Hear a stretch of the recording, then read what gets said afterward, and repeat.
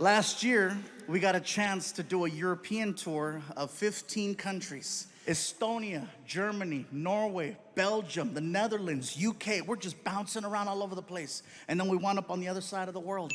Out of all the countries I performed in, my favorite country outside of home is Australia. And I'll tell you why. Australia, much like us in America, has its list of priorities. You know what's not on their list? Political correctness. They do not care about your feelings. It's like a country full of Daves. Believe it or not, it's very refreshing to be around such a large group of people who speak their minds so freely. And if you know that before you go there, you're gonna have an amazing time. But if you don't know that and you show up, it is a culture shock and a half, because I showed up and I didn't know. Everybody says you gotta see the beaches, and I went to the beach. I had people coming up to me.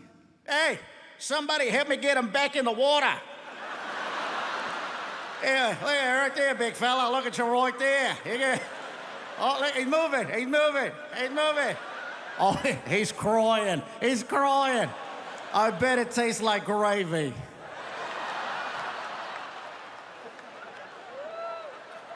It's not bullying if everyone does it. Yeah, that being said, I'm in Australia, Sydney, Australia, at the Opera House. For me, it was one of the most iconic places I've ever got to perform in. It was bucket list, definitely. After the show, I wanted to go hang out with some Aussies and see what that was like. I'm hanging out at a pub. First things first, Australian people do not drink Foster's beer. That's an American thing. They don't drink that over there. I tried ordering one to fit in, didn't go over well. Bartender looked at me. Hey, you like the taste of piss, do ya? Okay, don't order that again. So I'm hanging out with these two Aussies, and we're drinking a rum called Bundaberg. At first glance, it looks like a Coca-Cola bottle because there's a polar bear on the front. And then you drink it, and you're like, that's not Coke. As we're talking, a third Australian joined the conversation. And he sounded a little bit different from the other two. He had more of a raspy voice. More like, all right, yeah, mate, yeah, all right. He sounded like a drunk pirate underwater. These two guys didn't like him, so they called him a name and they left. And now it's just me and drunk pirate. We're talking about life. Life in America, life in Australia, talking about our differences. He tells me that he's a professional knife maker.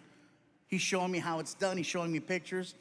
We wind up polishing off 3 bottles of this rum. And drunk wasn't even the right word to describe our level. My tour manager, Ryan, he comes up to me and he says, Gabe, time to go. And I look at Ryan and I'm like, but Ryan, I just made a friend. And he makes knives.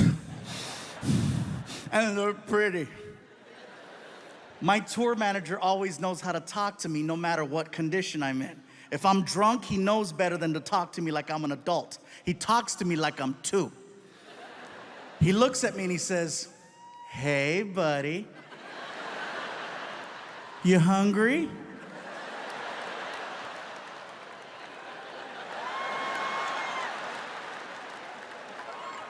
Well, listen, if we don't leave right now, they're gonna close McDonald's and you're gonna have to eat at the airport.